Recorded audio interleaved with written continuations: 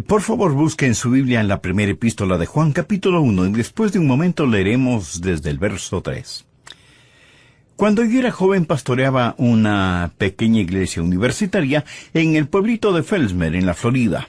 Era un hermoso pueblito, y mi esposa y yo servíamos en una iglesia en donde un diácono de la iglesia tenía como trabajo regular el cazar ranas. Era un cazador profesional de ranas. Las ranas, por supuesto, no eran profesionales. Pero él por las noches se embarcaba en su bote de aire y cazaba ranas. Financieramente le iba muy bien cazando ranas en los pantanos de la Florida y me contó una historia que nunca la olvidaré. Me dijo que antes de ser un creyente no solo cazaba ranas, sino que también cazaba cocodrilos, lo cual era ilegal. Pero la piel de cocodrilo en el mercado negro le significaba mucho más dinero que las ranas. Me dijo que nunca disparaba a los cocodrilos. Para atraparlos, llevaba en su bote una potente linterna, con la cual enfocaba directamente los ojos del cocodrilo, y se acercaba al animal que estaba encandilado por la luz. En el bote tenía también un gran martillo, un pesado mazo, con el cual golpeaba con toda su fuerza justo entre los ojos del cocodrilo. No usaba armas de fuego porque el disparo podía ser escuchado por los guardas forestales. Por eso utilizaba el método del mazazo entre los ojos del cocodrilo. Quiero decirle que este diácono no era muy grande, era más bien pequeño, delgado pero musculoso. Y me dijo que un día vio el más grande cocodrilo que haya visto en su vida, y que le pagarían un magnífico precio por él. Así que apagó el motor de su bote, se puso junto al cocodrilo, tomó el mazo y con gran impulso y todas sus fuerzas quiso golpear al animal entre los ojos, pero al último momento el cocodrilo se movió y por el impulso que tenía se cayó del bote y él se vio de pronto cabalgando sobre la áspera piel del cocodrilo. Y esta es la parte de su historia que más me gusta. Él me dijo: «Pastor, yo estuve de regreso en mi bote sin siquiera mojarme». He pensado en esta historia muchas veces porque se parece mucho a la vida cristiana. Un creyente puede resbalar y caer en pecado, pero un verdadero hijo de Dios temerá al pecado como ese diácono tuvo temor del cocodrilo. Un verdadero hijo de Dios, aunque resbale y caiga, tiene el profundo deseo de levantarse nuevamente. Y de eso quiero hablarle ahora. ¿Qué sucede cuando usted resbala? Me refiero a lo espiritual. ¿Qué pasa cuando usted cae? ¿Qué sucede cuando usted se encuentra, por así decirlo, cabalgando sobre el cocodrilo? Veamos lo que nos dice Primera de Juan 1:3. Lo que hemos visto y oído, eso os anunciamos, para que también vosotros tengáis comunión con nosotros. Y nuestra comunión verdaderamente es con el Padre y con su Hijo Jesucristo. Juan nos dice cómo tener comunión con los hermanos y hermanas en Cristo y con Dios el Padre. Y en el verso 4 añade: «Estas cosas os escribimos para que vuestro gozo sea cumplido».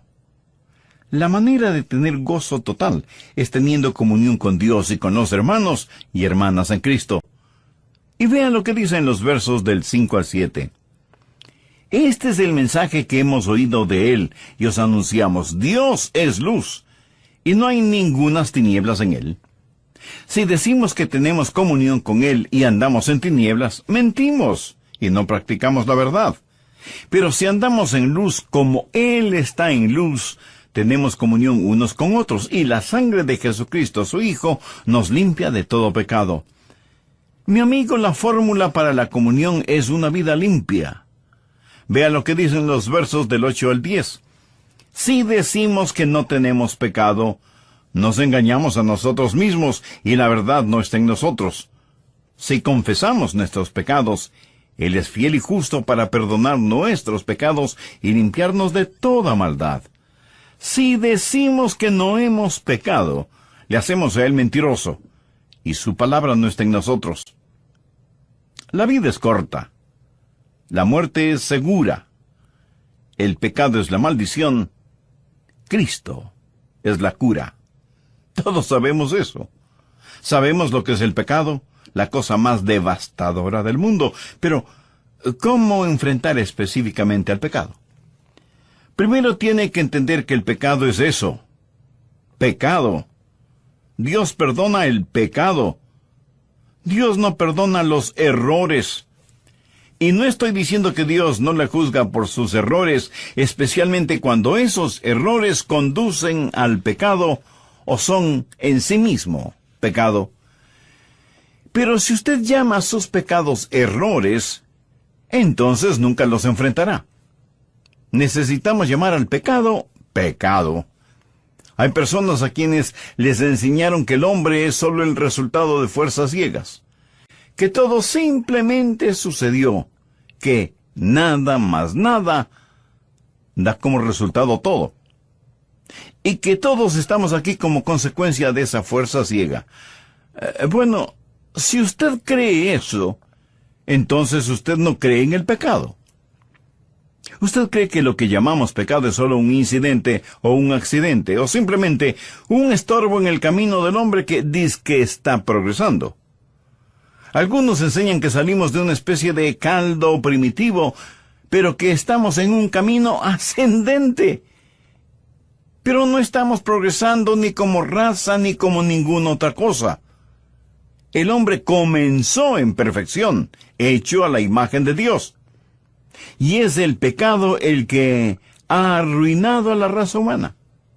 Pero si usted no entiende el pecado por lo que es, si no ve el pecado como una afrenta ante un Dios santo, si usted llama al pecado cualquier otro nombre, malfunción, error o enfermedad, si usted dice que el hombre está enfermo pero no es malvado, que es débil pero no impío, que está contaminado, pero no es pecador. Si dice todas estas cosas, entonces nunca enfrentará el pecado como debería hacerlo. Y por lo tanto, nunca tendrá comunión con Dios. Verá, el problema con nuestra moderna sociedad es que todos tenemos la carga de la culpa, sin tener un sentido del pecado.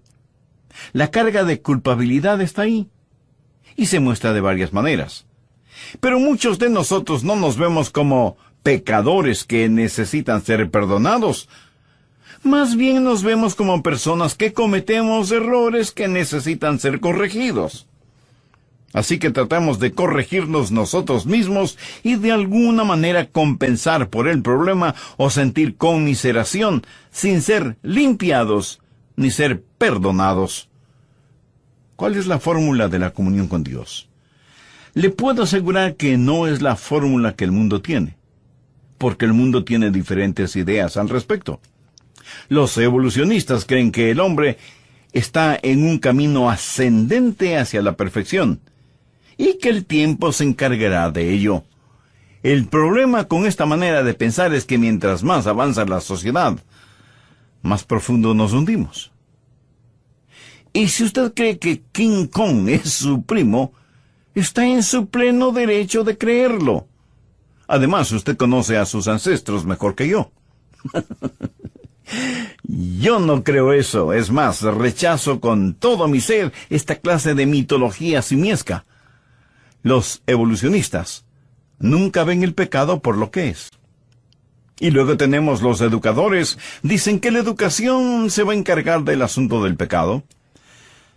Bueno, si eso es verdad, entonces debemos pensar que la gente que tiene mayores conocimientos será la menos pecadora. Bueno, aplique eso a la Alemania nazi.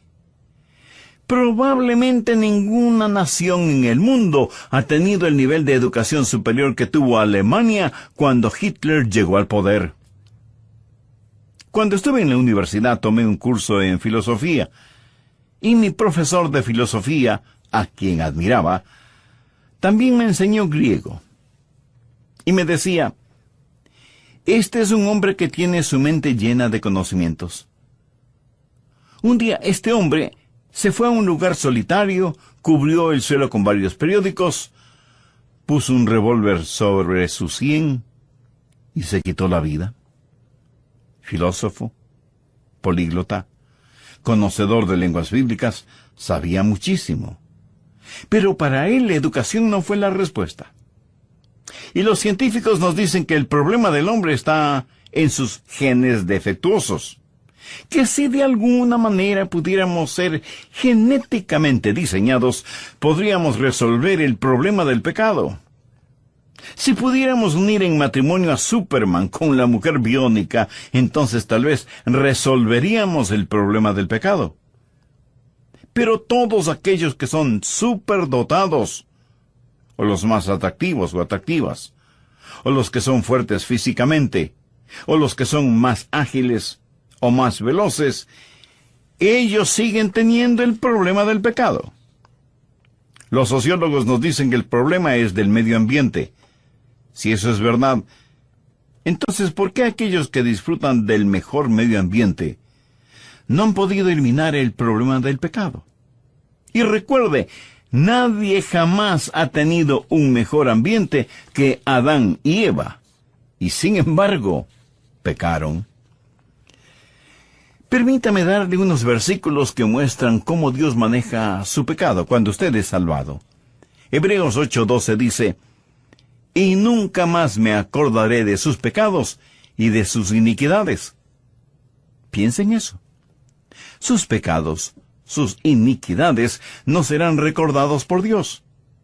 Y en Isaías 43:25, Dios dice: Yo soy el que borro tus rebeliones por amor de mí mismo, y no me acordaré de tus pecados.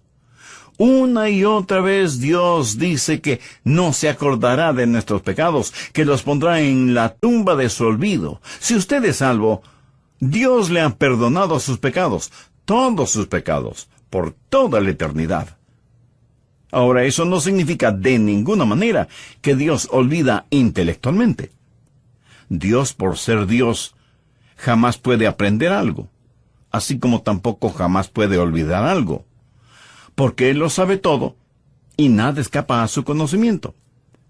Cuando Dios dice que olvidará nuestros pecados, no significa que no los recordará intelectualmente. En ese sentido de la palabra, Dios no puede olvidar nada. Si pudiera, tendría que cambiar. Y Dios es un Dios que no cambia. Ahora escúcheme.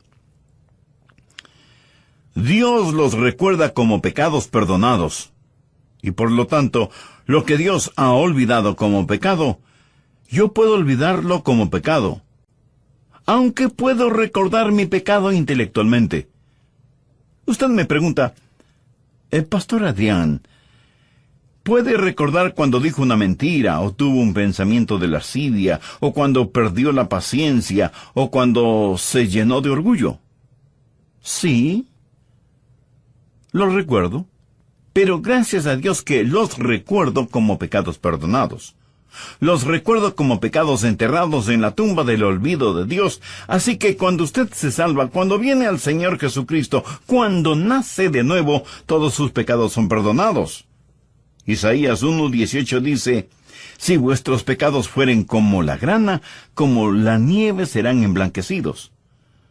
Sus pecados, pasados, presentes y futuros, nunca jamás serán traídos contra usted. El apóstol Pablo en Romanos 4:8 dice: «Bienaventurado el varón a quien el Señor no inculpa de pecado». Dios nunca lo hará. Ese pecado está perdonado y olvidado.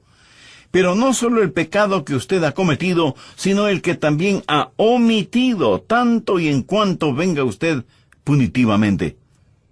Y no solo que su pasado está perdonado, sino que su futuro está asegurado. Bien, habiendo dicho eso, deseo que mire atentamente lo que dicen los versos 6 y 7. Si decimos que tenemos comunión con Él y andamos en tinieblas, mentimos y no practicamos la verdad. Pero si andamos en luz como Él está en luz, tenemos comunión unos con otros, y la sangre de Jesucristo, su Hijo, nos limpia de todo pecado.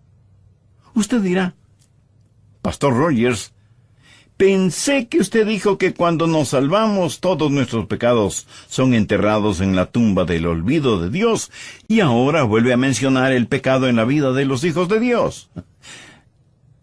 Mi amigo, usted tiene que entender que el Hijo de Dios conoce a Dios de dos maneras.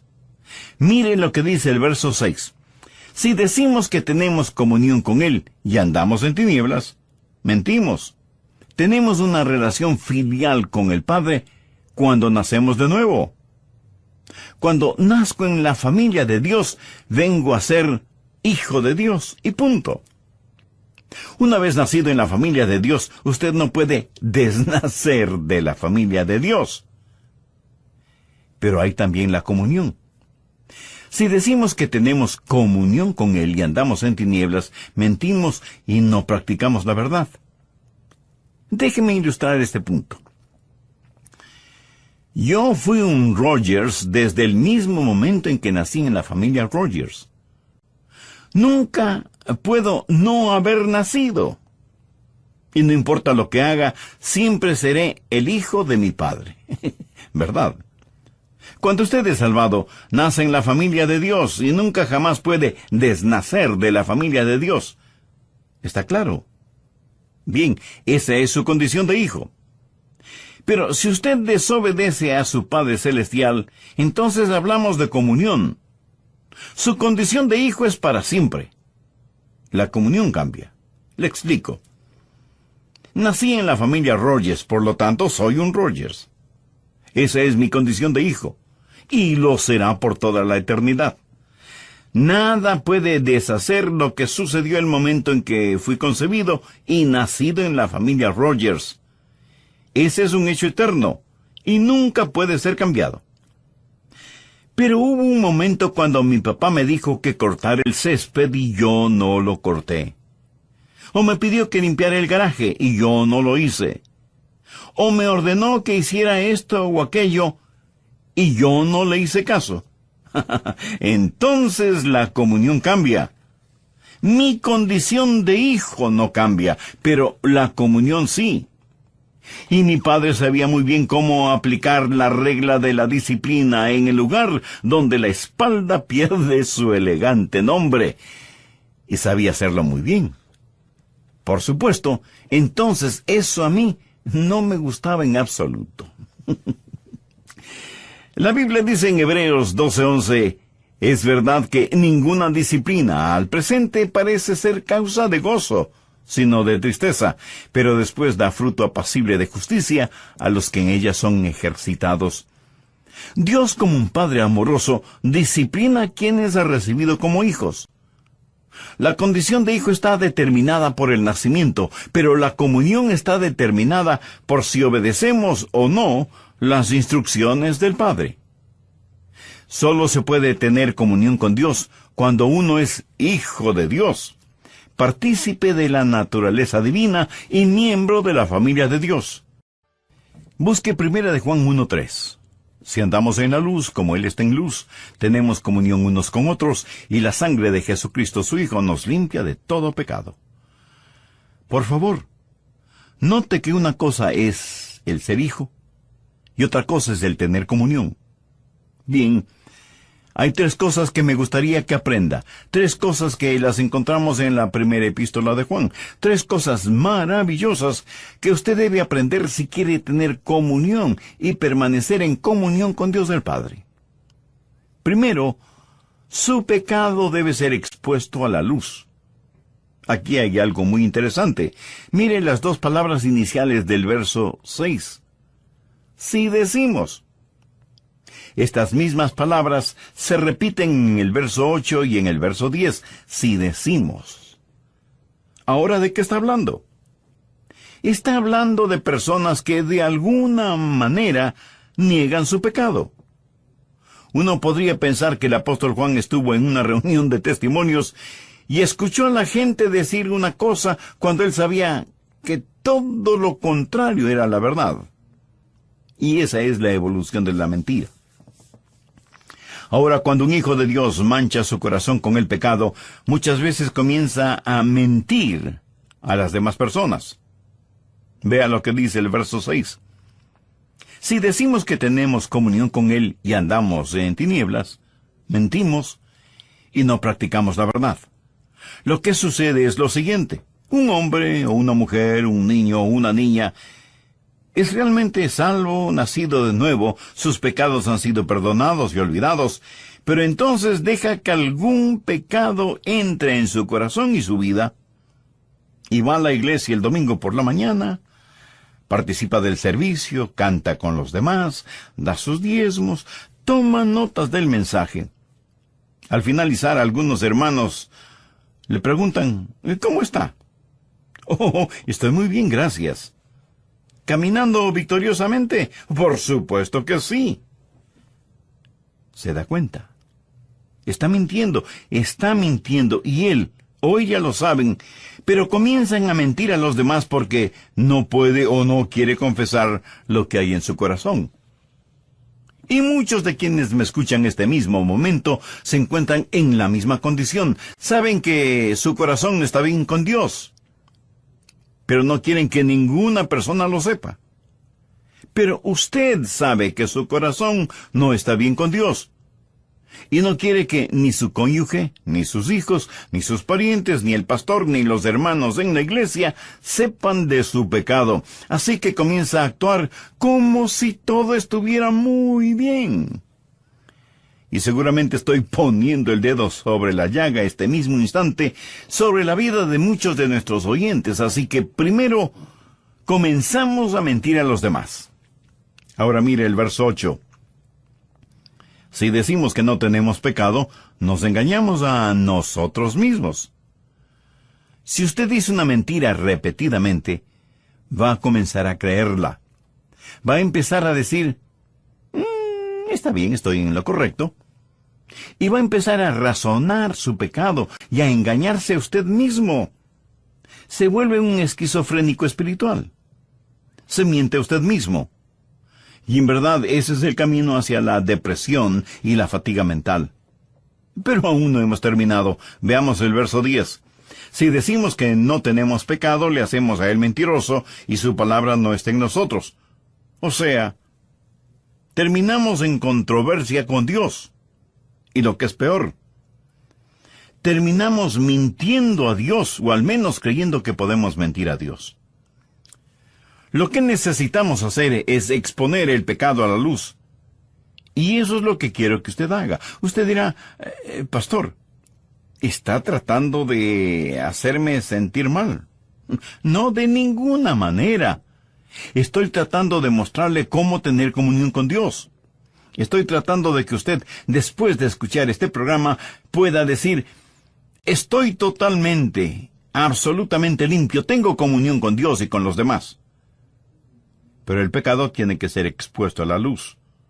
Si andamos en luz, como Él está en luz, tenemos comunión unos con otros. ¿Qué es lo que hace la luz? La luz simplemente revela lo que está mal. Mientras más acerca un objeto a una luz brillante, más visibles serán las imperfecciones de ese objeto.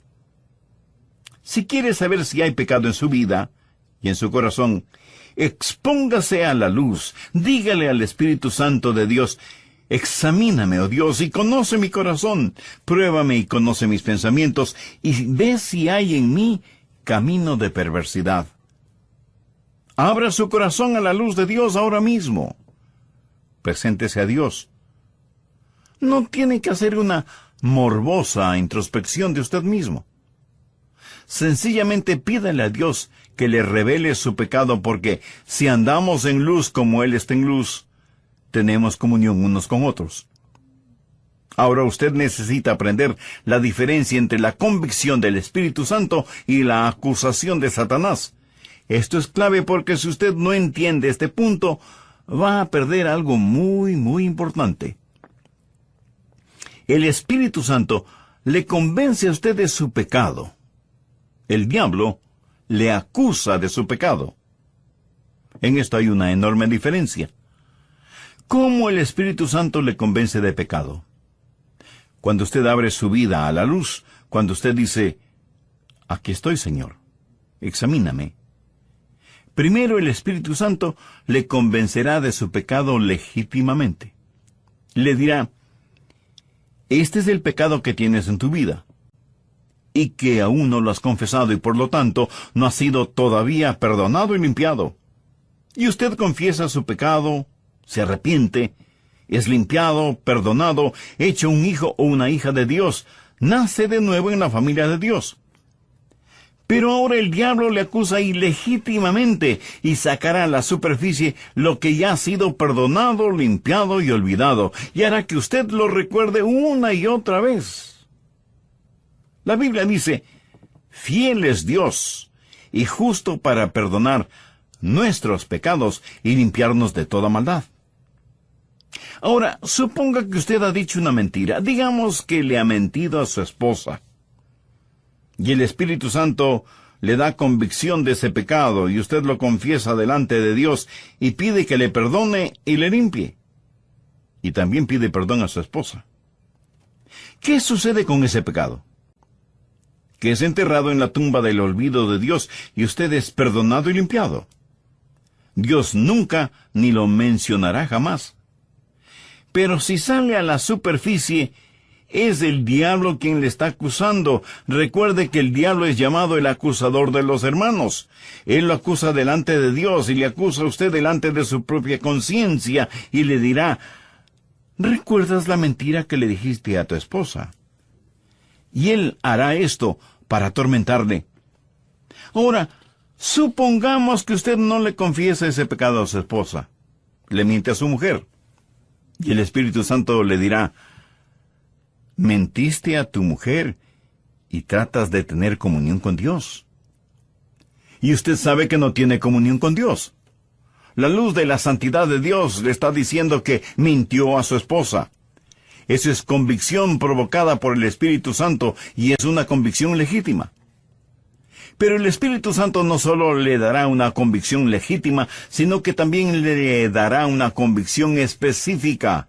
Cuando el diablo le acusa, como no puede acusarle de algo que Dios ya le ha perdonado, entonces Satanás le acusará en forma general. Le dirá, por ejemplo: tú eres malo. No eres digno de nada. Tienes una naturaleza vil y pecadora. Dios de ninguna manera puede amar a una persona como tú. ¿Sabe que hay mucha gente que vive bajo la opresión de Satanás? El diablo ha dado a estas personas una visión negativa de ellas mismas y viven satánicamente oprimidas. Pero el Espíritu Santo de Dios no le da una convicción general, sino específica. Su naturaleza pecaminosa está bajo la sangre de Cristo.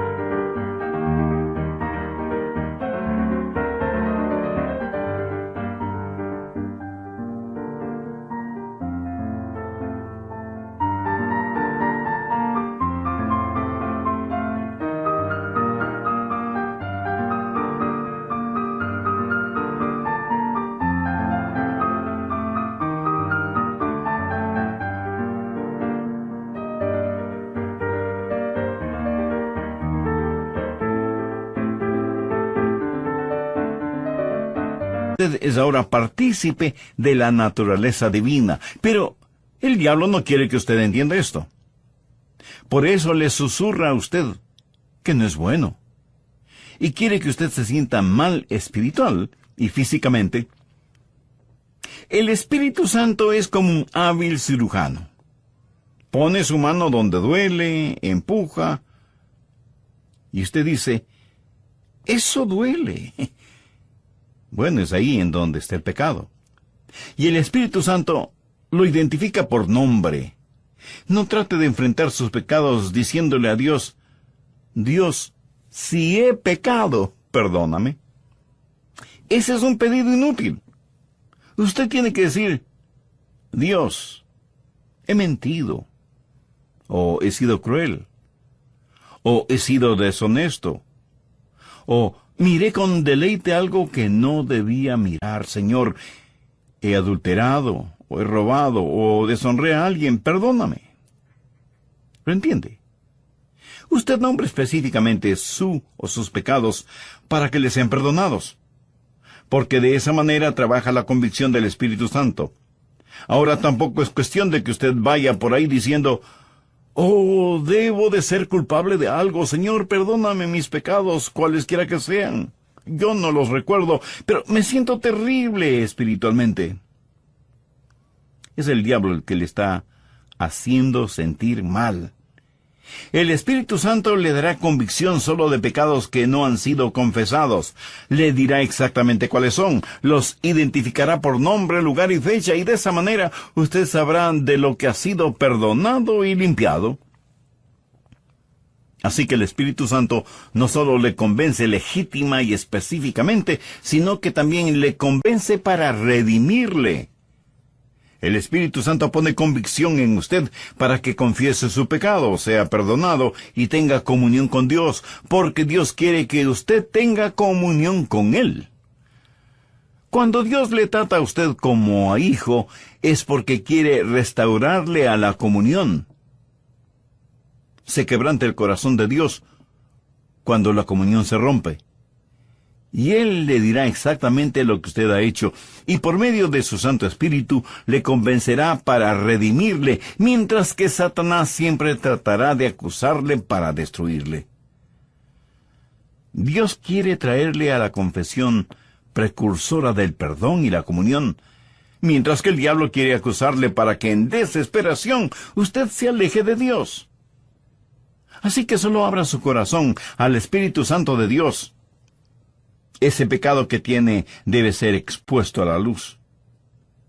Pero, ¿qué hacer una vez que el Espíritu Santo, en forma legítima, específica y redentora, revela cuál es el problema? Bueno, primero debe ser expuesto a la luz. Segundo, debe ser expresado al Señor. Miremos una vez más el verso 9. Si confesamos nuestros pecados, Él es fiel y justo para perdonar nuestros pecados y limpiarnos de toda maldad. Usted debe confesar su pecado. A lo mejor usted me pregunta: Pastor, ¿cómo confieso mi pecado? En el idioma original, la palabra confesar significa estar de acuerdo, decir la misma cosa. Una confesión de pecado no es solo la admisión de su pecado, es el estar de acuerdo con Dios acerca de lo que Él dice sobre ese pecado. ¿Cómo confesar el pecado? Debe hacerlo inmediatamente. La palabra confesar está en tiempo presente. No acumule sus pecados hasta el final del día, menos hasta el final de la semana, y muchísimo menos hasta el final del mes. Dice la Biblia, si confesamos, tiempo presente, algo que demanda acción inmediata. Cuando alguna cosa minúscula entra en su ojo durante el día, usted no dice que se limpiará el ojo por la noche o al día siguiente. No. Usted trata de limpiar su ojo inmediatamente, porque de lo contrario su ojo se irritará. Esa es la forma en que debe tratar con el pecado, inmediatamente. Muchos de nosotros parece que estamos en una montaña rusa. Vamos a la iglesia sintiéndonos muy abajo anímica y espiritualmente, escuchamos el mensaje, oímos la verdad de la palabra de Dios, hacemos las paces con Dios, confesamos nuestro pecado y nos sentimos arriba, muy arriba. Y así pasamos la vida. Unos días muy arriba.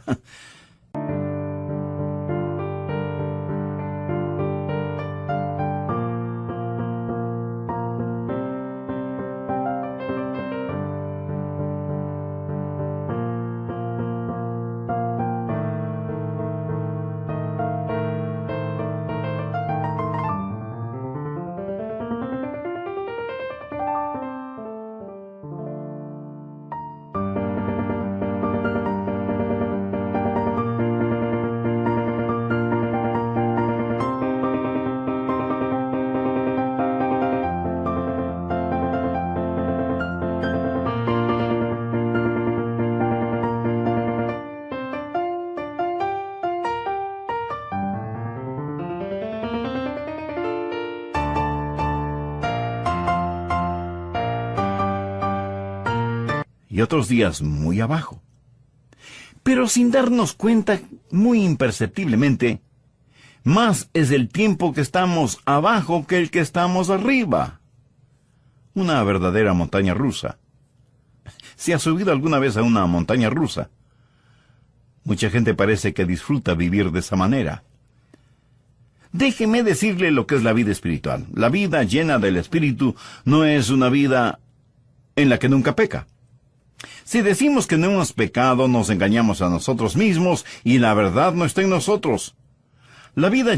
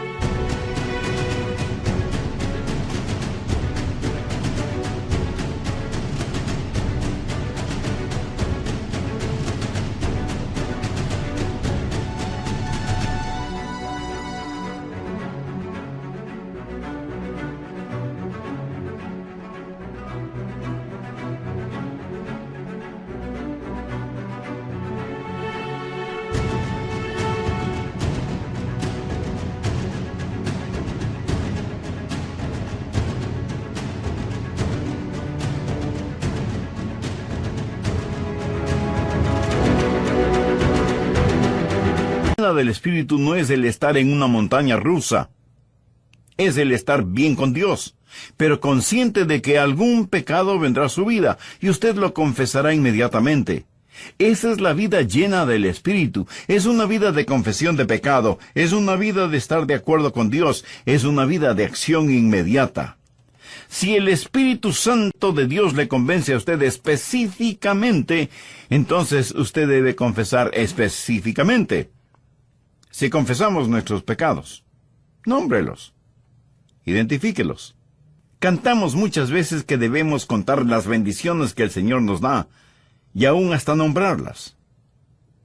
Si usted nombra sus pecados, se asombrará de todas las cosas que ha hecho. Pero qué gran alivio es cuando usted ha confesado sus pecados delante de Dios en forma específica, y el Espíritu Santo le ha convencido para que lo haga inmediatamente y confiadamente. Si confesamos nuestros pecados, Él es fiel y justo para perdonar nuestros pecados. ¿No le maravilla eso? Él es fiel y justo para perdonar nuestros pecados. Si Dios no le perdonara y limpiara, sería un mentiroso charlatán. Sería infiel e injusto. Pero la Biblia dice que Él es fiel y justo. ¿Por qué? Porque Jesús murió por esos pecados y usted puede ser absoluta y totalmente limpio. Y lo que Dios declara limpio, que ningún hombre se atreva a llamarlo sucio. Él es fiel y justo para perdonar nuestros pecados y limpiarnos de toda maldad. Esa es una maravillosa forma de vivir. Porque cuando estamos limpios, ¿qué sucede? Que tenemos comunión con Dios y comunión unos con otros. Y no hay nada comparable a estar limpios delante de Dios. Dígame, ¿cómo se siente usted cuando se da un buen baño por la mañana? Pues se siente limpio, fresco, hasta rejuvenecido. Estar limpio y en paz con Dios, Él nos limpia de toda maldad. Estar en comunión con Dios. Amigo, amiga, le invito a tener un momento de oración. Querido Dios, gracias por tu palabra. Oro este momento por los muchos que están escuchando este mensaje, para que puedan conocer el genuino gozo de saber que su carga de pecado ha sido levantada, y que a pesar que al diablo le gusta acusar, sin embargo tu amor puede redarguir de pecado, perdonar, olvidar, limpiar y restaurar. Pido que tu Santo Espíritu se mueva entre nuestros oyentes, para que muchos de ellos busquen el tener verdadera comunión contigo, al arrepentirse de sus pecados y recibir a Cristo en sus vidas, como Salvador y Señor. Padre, te pido estos favores, con acción de gracias, en el nombre de tu amado Hijo Jesucristo. Amén. Amiga, amigo, si usted por fe hizo la decisión espiritual de aceptar a Cristo en su corazón y le invitó para que Él sea el control central en su vida, mucho le agradeceré que nos escriba y comparta con nosotros su decisión para gozarnos con usted y tener el privilegio de orar por usted y su nueva vida y comunión en y con el Señor Jesucristo.